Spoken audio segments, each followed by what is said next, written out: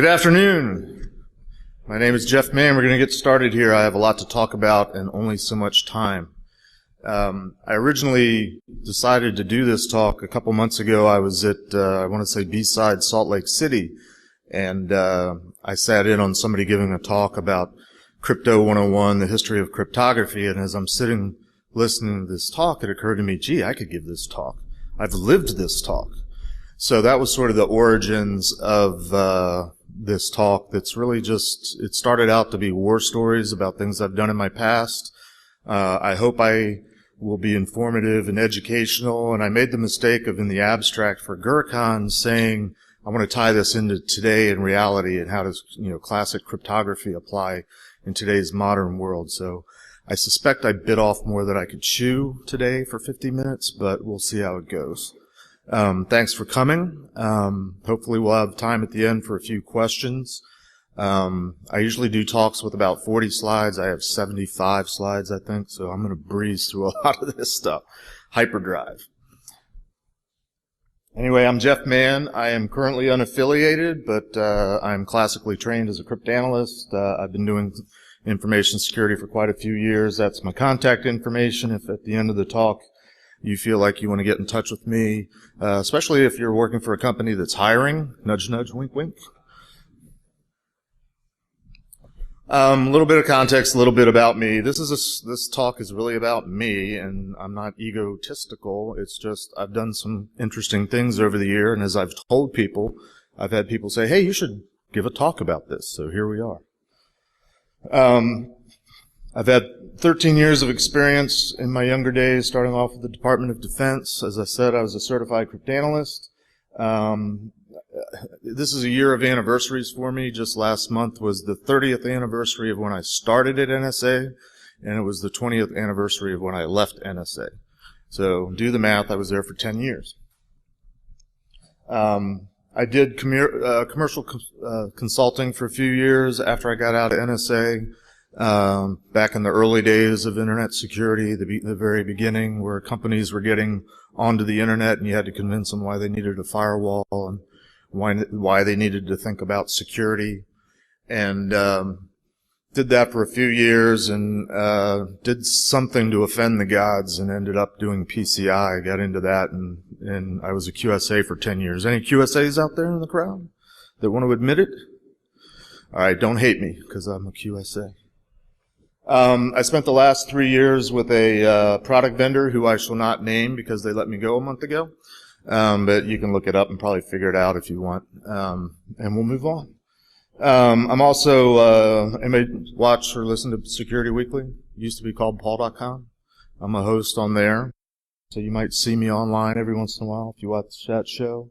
And I am, in fact, a Jedi Master. You have to Google that to find out why I say it. But if you've got stormtroopers around there, I think around you, you can sort of justify that claim. A little really brief history of cryptography, and I make the mistake of thinking that people know what I know about cryptography, and then I realize that people don't. I think everybody knows what the difference is between a code and a cipher. Anybody want to take a stab at it? There's a difference between a code and a cipher? Anyone? We'll get to that in a minute. I'll let you stew on it. But in terms of classic cryptography, which has been around for thousands of years, the whole idea is you have some information that you're trying to protect, that you want to keep secret, that you want to prevent a bad guy, an enemy, an adversary from reading or understanding the language or the data that you have to convey to other people. And in the classical sense of data security, there's three elements. You might have heard of these: the confidentiality, integrity, and availability, CIA. Keeping secrets, cryptography is mostly involved with, classically, in a classical sense, with the confidentiality of data, keeping secrets. I mentioned that there's two basic types in terms of classic crypto systems, codes and ciphers. A code is primarily a system that's not designed so much for the confidentiality, but for brevity.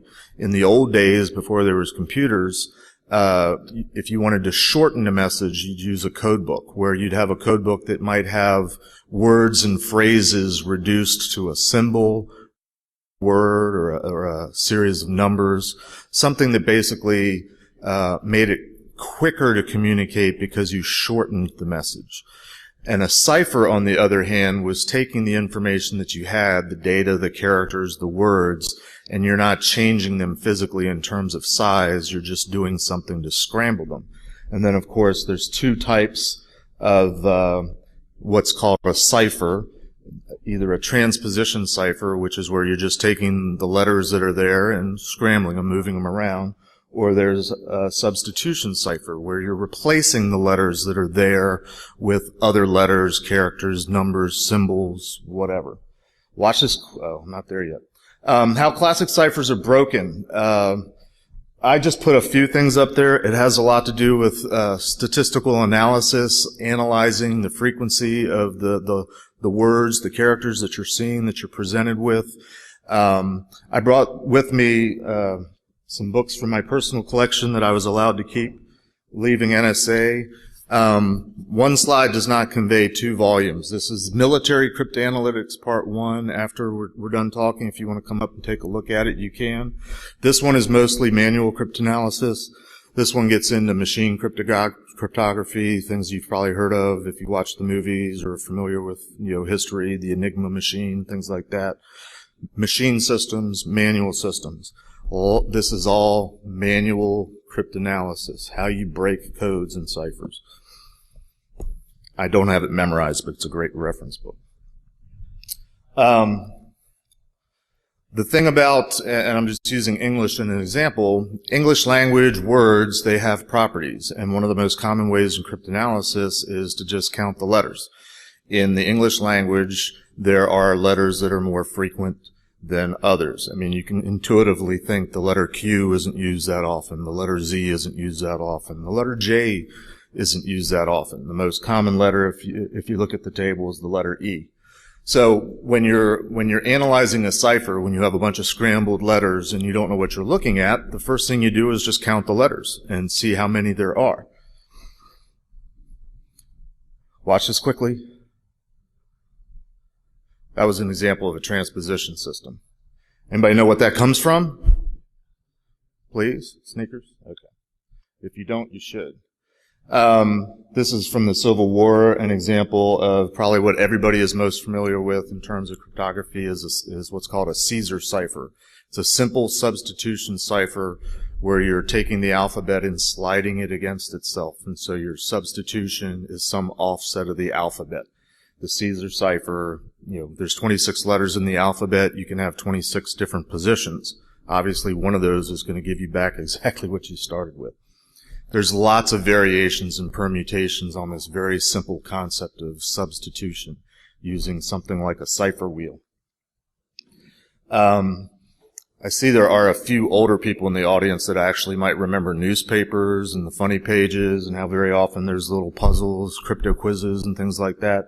Those are examples of simple ciphers. The jumbled letters, where if you saw that, if you had intercepted that somehow, you'd have to start figuring out what it is you're looking at. So you count the letters and then you take it from there. The thing about substitution, though, is, on the left side is regular English. On the right is the count after you've looked at a cipher. You can see the spikes are still the same. They're just in a different order.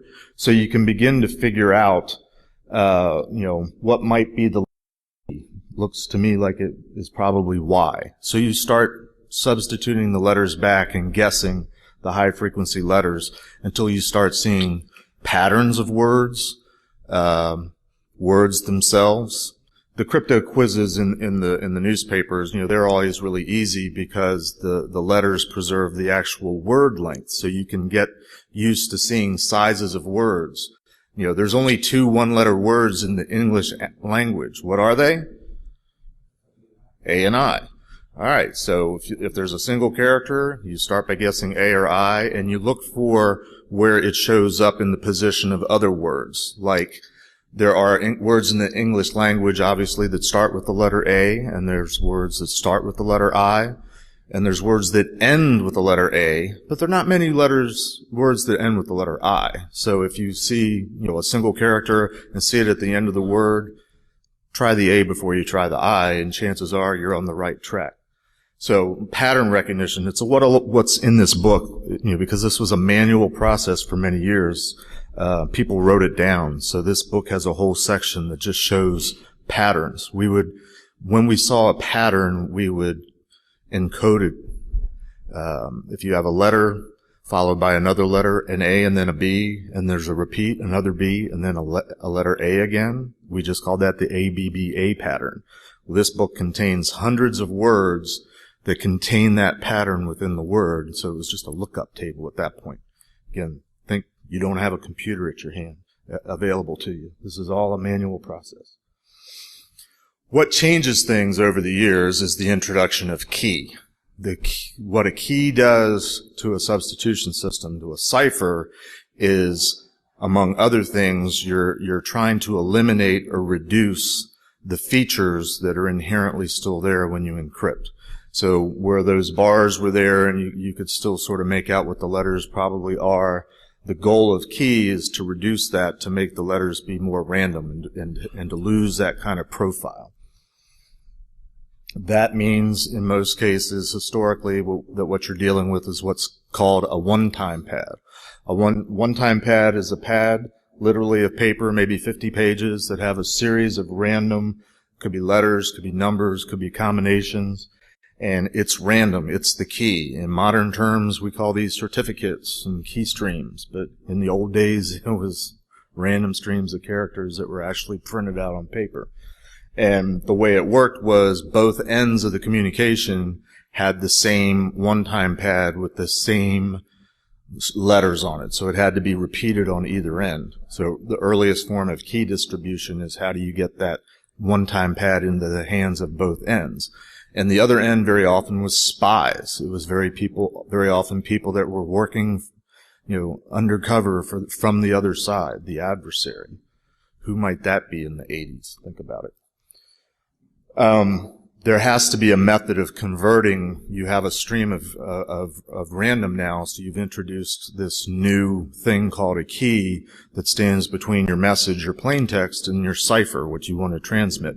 So you have to have a consistent way that's known by both parties. It's not really important if anybody knows it, and it's not a secret, because the secret element is the random key.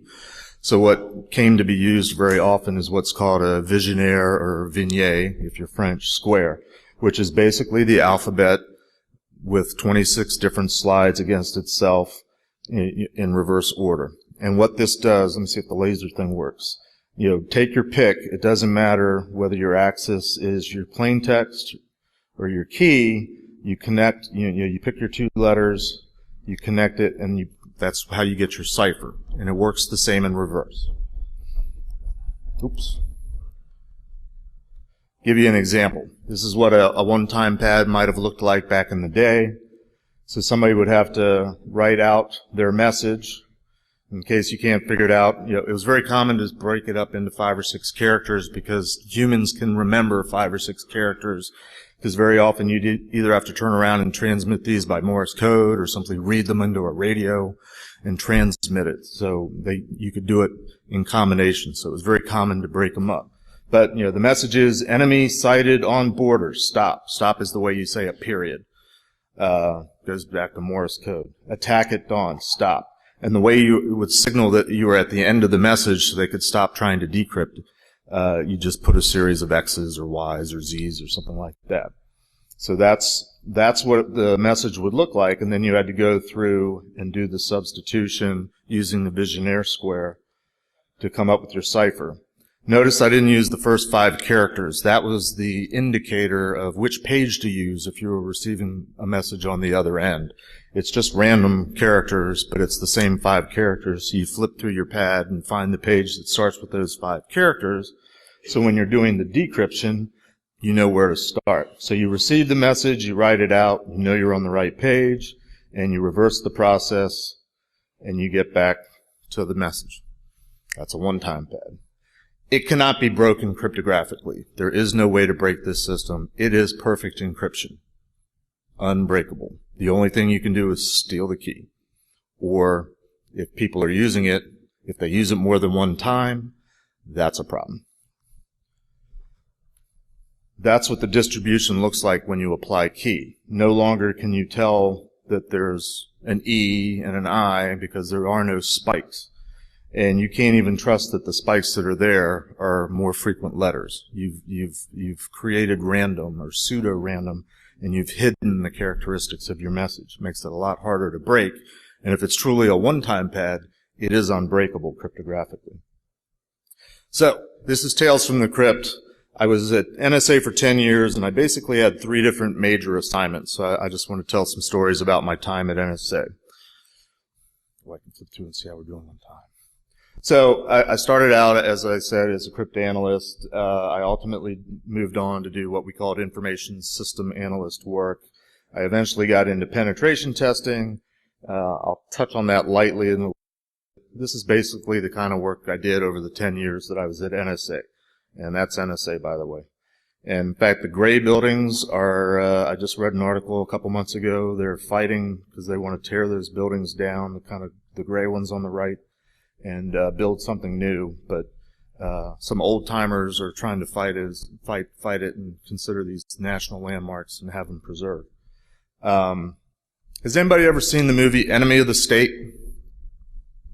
If you remember in Enemy of the State, there's a scene where the bad guy, the deputy director, is being driven in his limousine into the building, and it's that building there, and he's being driven in right around there, down a ramp underneath the building. Well, that's real. That exists. It's actually the ramp to the loading dock where they deliver, like food to the cafeteria and stuff. Most of the officers and directors at NSA just kind of walk in from the parking lot like everybody else. They get closer parking spaces. To put things in context, how many people know what that is? It's the Enigma machine.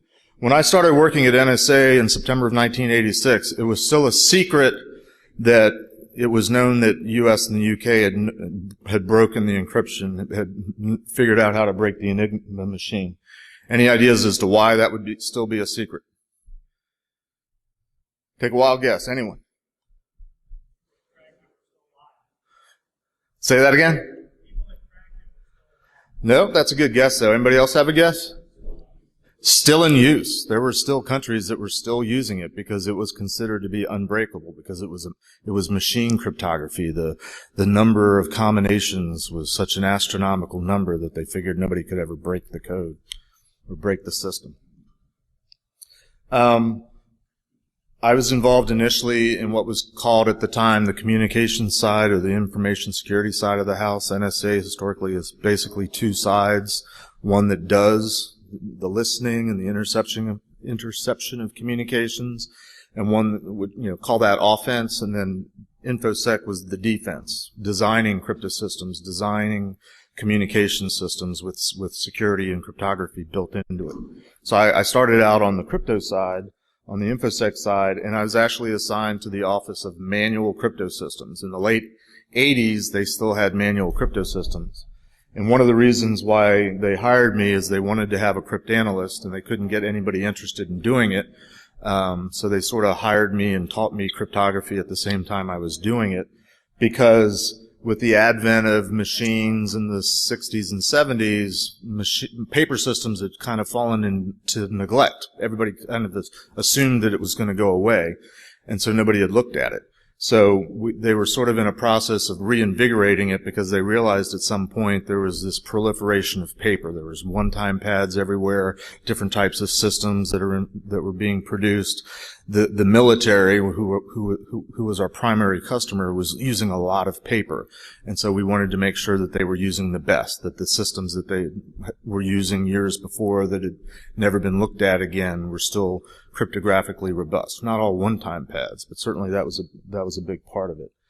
This is where I get into slides. I'm just going to go quickly. These are some of the things that were used in the 60s and 70s and 80s in terms of communications by the military. That's a radio that's got a separate box that does the cryptography, the encryption. You can imagine those things had a pretty good amount of weight to it that had to be lugged around by, the radio guy, the communications guy. Another version, this was actually one of the first devices that actually tried digital. It would take an analog voice signal and digitize it, so it was voice transmission. This is a very common radio that was used. It didn't have the crypto itself, but it was a ruggedized, good radio that could be used in the field, especially in Vietnam. A lot of this stuff's the Vietnam era, but it continued to be used, and it had to have a crypto device connected to it. This is a device, you can sort of make out that it looks like a telephone, and that thing sticking out the top is actually the key loader. That's where the electronic key was distributed to the users of this device, and they'd stick it in, and the key would get loaded in, and that's how that worked. I have that in there twice. Anybody remember this guy? Anybody know who this is? Real stupid little story, but when I went to work in the Manual Crypto Systems office, one of my assignments, because I was the new guy, was to become what's called the ComSec custodian. All the crypto, all the gear, the things that you just saw, had to be distributed from NSA out to the military, and it was done with very careful, strict processes in terms of physical controls, two-person control, two-person signatures, stuff being locked in safes and vaults. So there had to be a trail of who had access to this keying material, this cryptographic material, the whole way from in the whole distribution process. The ComSec account that I was responsible for, I was called a custodian, happened to be the account that was used by this guy, Ali North, in the Iran-Contra affair. It wasn't me, it was my predecessor. Got a phone call from some guy at the White House that was a Marine colonel saying, hey, I need crypto gear, so he shipped it out to him. I was there during the investigation, and so I had to get involved in the investigation because I was the custodian for that very ComSec account. So I sort of have a connection to this guy. I won't say what I think about him. This is the kind of stuff that would be distributed. These are ways that you would get electronic key out to the machines, and they would get plugged in, like I showed you earlier, into the devices. We also put paper out there in the field, one-time pads, various varieties, various sizes. The spies that we worked with, they would literally get the little one-time pad that would hide in the heel of their shoe. They could somehow hide it. It's not, it was easier to hide, and it was also printed on rice paper, so their way of destroying it very often was eating it. In fact, one time we had a contract to produce these one-time pads and, got the rice paper, but somebody neglected to look at the ink that was being used, and we had a run of one-time pads one time where the ink apparently was toxic, so our spies were getting sick. We had to recall those. And this is not public knowledge because that's embarrassing, because this is, top secret. Other types of cryptographic materials, what's called authentication systems, where, if you've ever seen the movies, I authenticate Echo Charlie, whatever, they're reading off these little cards where they have a predetermined method of somebody introduces a character set, which is really saying, where do you spin the wheel? And it gives you the answer back. And if you answer back with the right response, in theory, you're talking to the right person. So it does get a little bit into the integrity ends of things. That's important because, like in Vietnam, there were a lot of people working for the Viet Cong that were educated in America and could speak English and had negligible foreign accents, and they were calling in airstrikes onto U.S. troops. But, people would do it because, well, the guy sounds American, he doesn't sound Vietnamese, so let's go for it. So authentication became an important thing. When I was there, we had these things called Stu 3 telephones. Horrible devices, but this was modern technology 25 years ago. And literally the crypto key was that thing on the right there that you had to stick into the phone and turn it, and that would load the key. And it was basically like a glorified walkie-talkie. It was half duplex, so you had to talk and then wait, and you sounded like Donald Duck on the other side, and people talking to you kind of sounded like Donald Duck. But it was digital encryption of a phone line.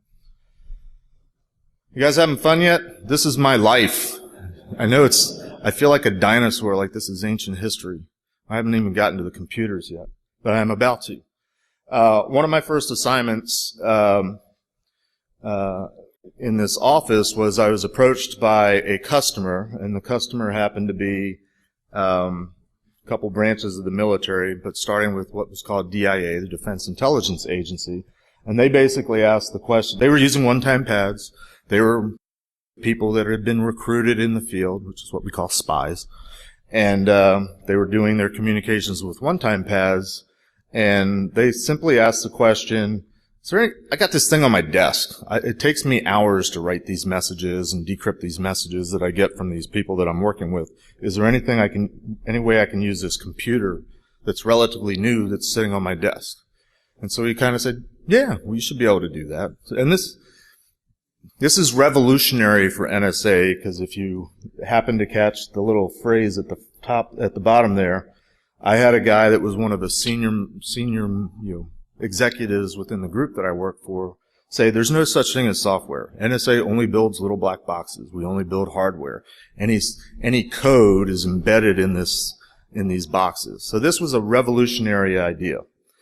To my knowledge, I was the first one to field a software-based encryption system, and all we did was take the algorithm of the one-time pad and write a little computer program on it.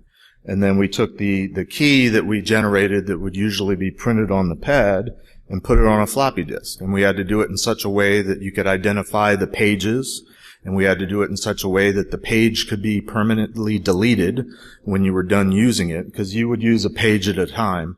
Even if the message was 4 characters long, you just use one page at a time, because you always had to have that first set of characters as your indicator. You didn't want people having to go through pages after pages looking for a matching character set. I was trying to follow requirements. If anybody's ever tried to do software development and follow a life cycle guide, we had that stuff written, but it was written for hardware. So I was sort of rewriting the rules as I went along. I was young, and I had a boss call me a loose cannon one time, which I took as a badge of honor. But one of the requirements was to use some sort of secure deletion routine, which are pretty commonplace these days with computers. There's all sorts of freeware versions. It's built into the various operating systems these days. But back then, I said, okay, I need to use a secure deletion algorithm. Where do I get one?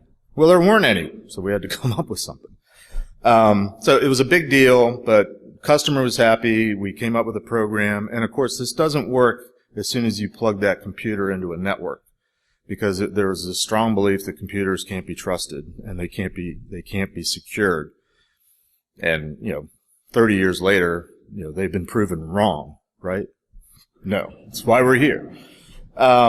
So this only worked because it was a standalone system, and in fact, one of the arguments that was used against doing this was, but if a bad guy gets to that computer, they could get to the information and break the program. And my counter to that was, but they're using the word processing and all that on the computer anyway. All the information's already there in a it wasn't Word back then, WordPerfect, WordStar. It's there in a text file. Why would you bother to go through the whole break the encryption thing when it's just sitting there in front of you? So they kind of shrugged and said, okay, you kind of met all the requirements and rules. Don't do this again, but we got to let you field it. So to my knowledge, this was the first and probably one of the few software-based crypto systems that NSA ever produced. Round of applause, please.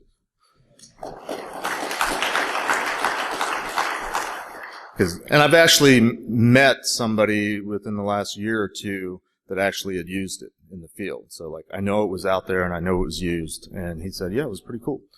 That followed very closely to a very similar project where I started working, this time the customer was Special Forces. They had sort of a similar thing where the Special Forces teams, the A teams, were going out into the field. And, if you're familiar at all with them, you've seen, all the thing with bin Laden and the Navy SEAL teams. Everybody's specially trained. There's a communications guy. Well, the communications guy in Special Forces, he has to carry a backpack with about 50 pounds of paper, because they used one-time pads at the time. And they used basically, it was sort of an early form of public key cryptography. They used one-way, one-time pads. So they had one set for receiving messages, and they had one set for sending messages. For whatever reason, they didn't use the same pad. Higher levels of security, I guess. But they had to lug around 40, 50 pounds of paper, and they would communicate with their Special Forces groups that are often deployed in areas where nobody knows they're there. They would broadcast messages to them sort of broadcasting over entire hemispheres with what they called supposedly a mobile base station. And the mobile base station, I tried to find a picture of it, and I really couldn't find a good representation. But they used a revolutionary process. Instead of a one-time pad, they used a one-time tape.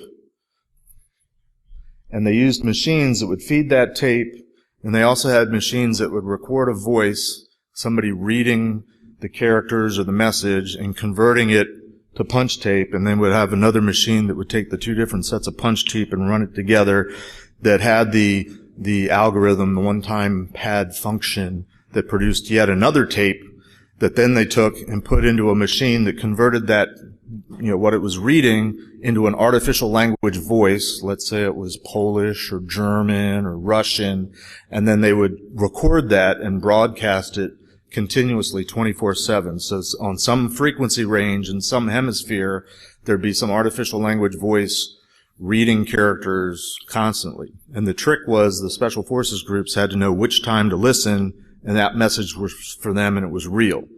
So that was how they used one-time pads. Well, they were in a process of, and this, you can imagine all this equipment. You can see that's just one machine, and you can see sort of an illustration of how cramped it was. That's not the actual, but it's similar.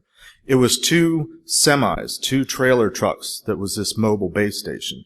And because it was all radio equipment and required antennas, the first time they set it up, they realized, we can't move this thing. So even though it was supposed to be mobile, it was on wheels. It was pretty much a permanent system.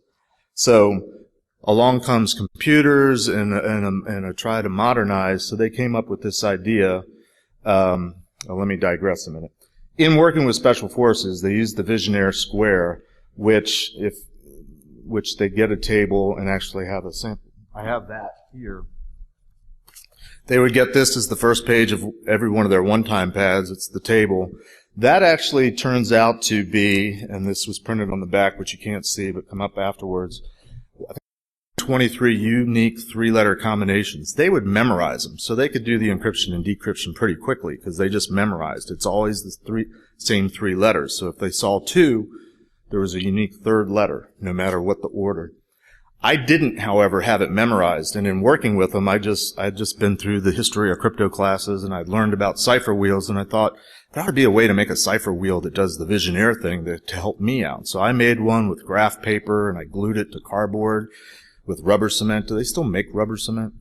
Does anybody know what rubber cement is? I used an acorn pin to pin it together, and I was using this wheel when I was at a Special Forces base, and the bastards stole it from me. So the next time I came back, I made a few more, and I would turn my back to write on a whiteboard and turn around, and it'd be gone, and they're all like 20 people in the room. So I finally said, do you guys like this thing? Would you like us to make them for you? So we made 15,000 of them. And here's one of the two prototypes. You can come up afterwards and see it. This is technically called an encryption ancillary aid, or an ancillary encryption aid. It has a designation like all those other things have letters and numbers. This has letters and numbers. And every time to this day that I see somebody I meet somebody and they say they're Special Forces, I ask them if they've ever remembered that thing. And they all do. They used it all the time. In fact, somebody somewhere along the line told me it came to be known, their nickname for it was the Whiz Wheel or the Whizzy Wheel.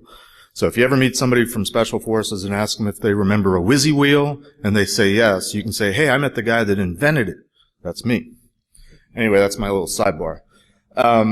Getting back to the Special Forces, the base station, and doing the one-time tape, they wanted to put the new base station into a bunch of transit cases using laptops and taking all that large equipment and shrinking it down into really short, easy, basic computer code.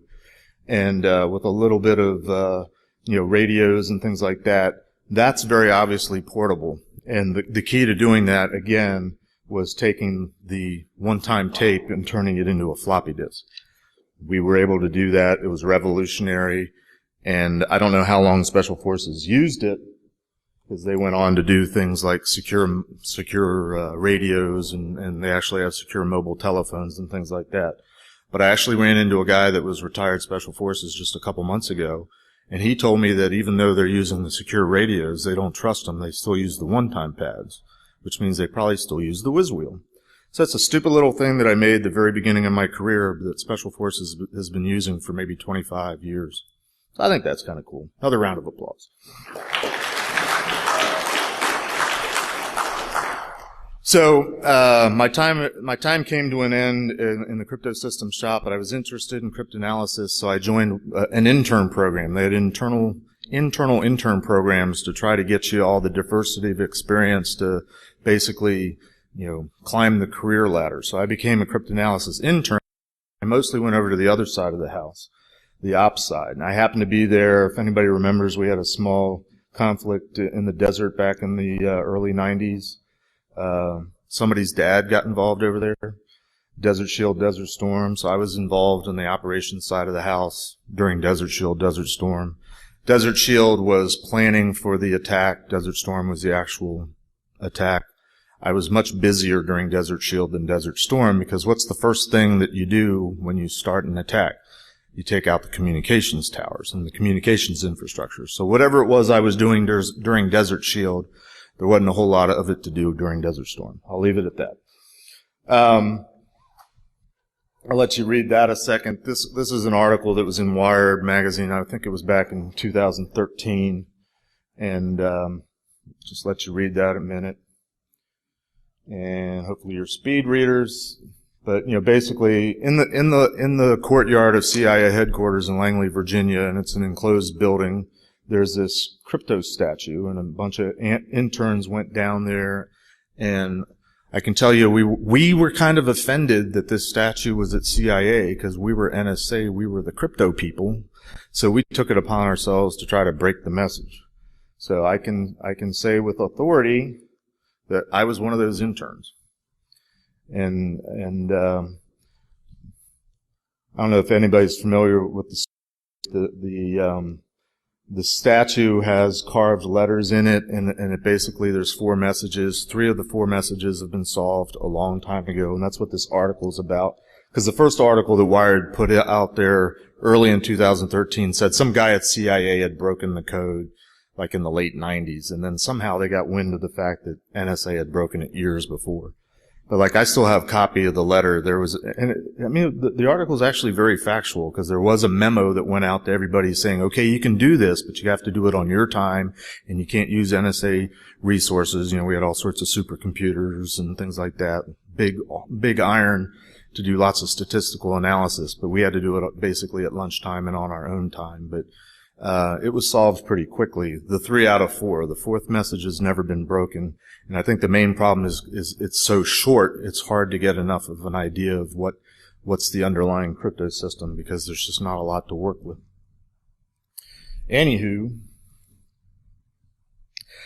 my last tour as an intern, it was a series of diversity tours in different organizations, actually had me back on the InfoSec side of the house in an organization that was called Fielded Systems Evaluation, because somebody had the great idea that, gee, the way that we commonly break systems and codes and communications of our adversaries is we rely on the fact that they misuse it, they don't use the key properly, like a one-time pad key might get used for a week or a month because it looks like it's scrambled, so it must be okay.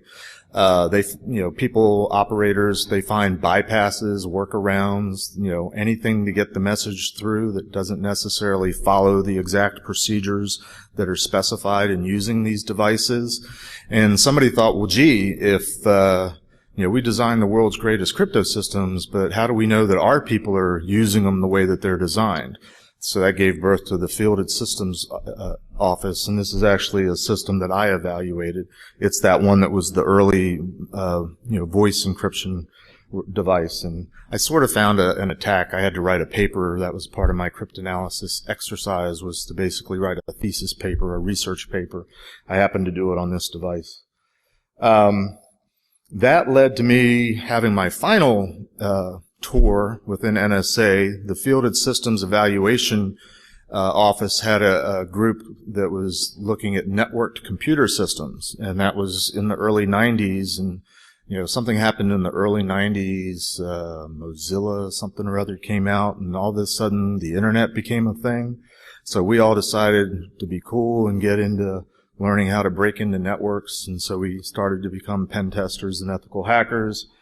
And of course that was, there was a lot of popularity in that, and so the NSA formed what was called the Systems and Network Attack Center. So we were sort of founding members of the Systems Network Attack Center. And earlier this year, we wrote a paper basically that we wrote a paper that talked about how to break our own network and how to hack and get root on our own network. And we won an award, the group of us that did it. So I'm an award-winning pen tester from NSA. Don't applaud yet. Earlier this year, there's a book came out. Has anybody heard of this book or read this book? Dark Territory. I don't know if I can recommend it. It's probably interesting reading, and I don't know what the sources are that got this person to writing about this, but, The Secret History of Cyberwar. Sounds kind of cool. Chapter 4, you'll notice, is entitled Eligible Receiver. One of my friends that was actually worked with me at the Systems and Network Attack Center emailed a bunch of us a couple months ago because he was reading the book. And he came to this page where this middle paragraph says, the NSA had a similar group called the Red Team. It was part of the Information Assurance Directorate, formerly called the Information Security Directorate, the defensive side of the NSA, stationed in Fan X, the building out near Friendship Airport. Does anybody know what Friendship Airport is? BWI, Baltimore Washington International. It's my home airport. During its most sensitive drills, the Red Team worked out of a chamber called the Pit, which was so secret that few people at NSA knew it existed. Well, I'm here to tell you I was one of the founding members of an office called the Pit. There was 4 of us originally. We wrote that paper that I just showed you the award for. And this is the FanX complex. They spelled it wrong in the book. Those buildings there are right outside of the airport, BWI. And the Pit was actually in that building on the second floor in that corner. And it was just an office, and it was just cubicles. But I don't know how they got the folklore that it's a super secret chamber, but applaud. It was kind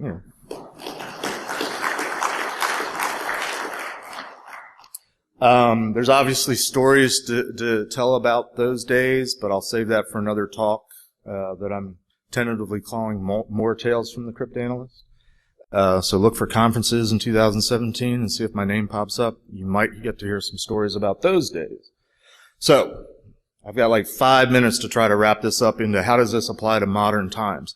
Hopefully you picked up in some of my stories some things that still relate today in terms of hacking and computer security. Things like trust relationships, things like people not using things correctly or not knowing how things work, people breaking things inadvertently. How does cryptography show itself these days in the computer world? Passwords are a big thing. Being a cryptanalyst made it fun for cracking passwords for many years, especially in the early days. People tried to write their own random password generators. They never were. They were always bad.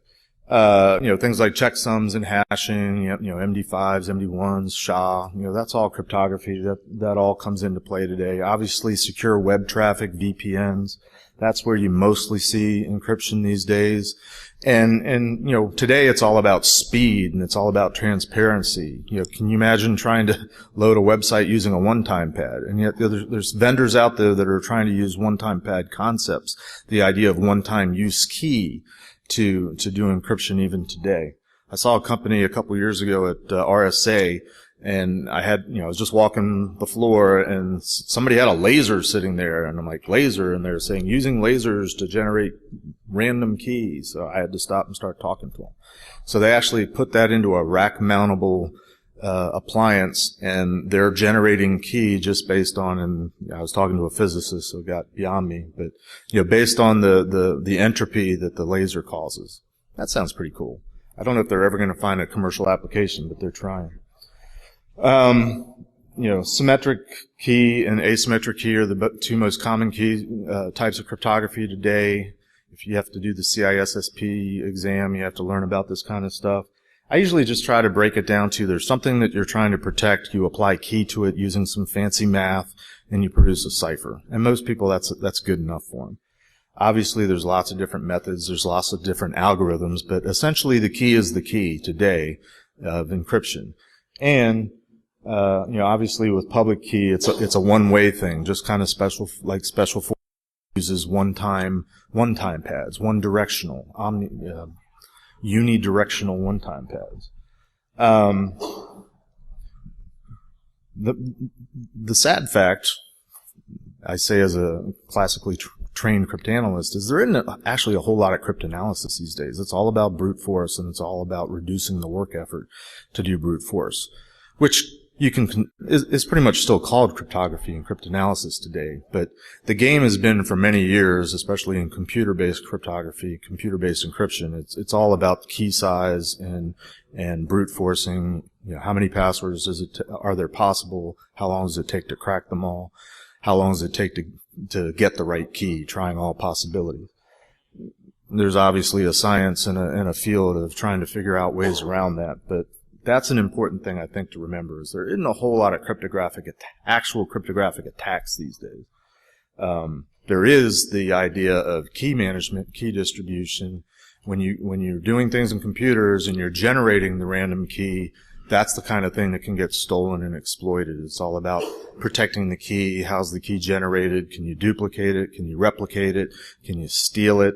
That's the type of things that are cryptography today. But there's a legacy that's volumes long and hundreds of years of where cryptanalysis has come from.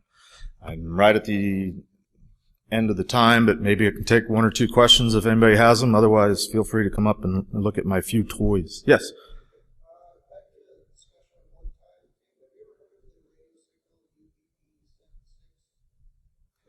I can neither confirm nor deny that. No, I don't think I've heard of that, but not by name.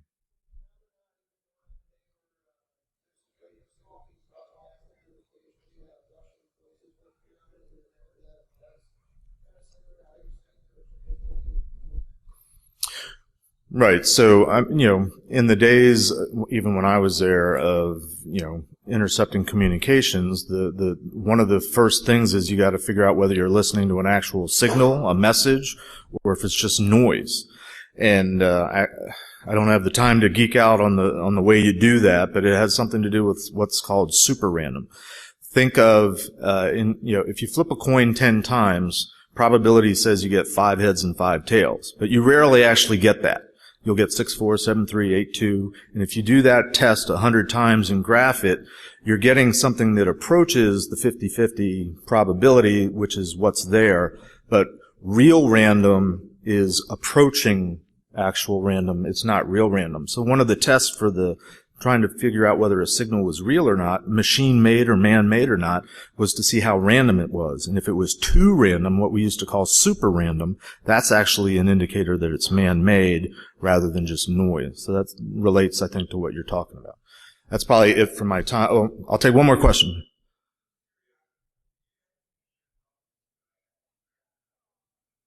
No, I don't. Maybe I do, but I don't have the time to get into it. Sorry about that. The time ran long. Very quickly, most of the slides, the pictures I got is from an online crypto museum called cryptomuseum.com. There's so much more than I had time to talk about. If you're ever in Maryland, you should go to the NSA Cryptologic Museum. You'll see a lot of this stuff. And a company called Online Business Systems. I don't work for them, but they sponsored me to be here today, so I just wanted to give them a quick shout out. You figure out what that says.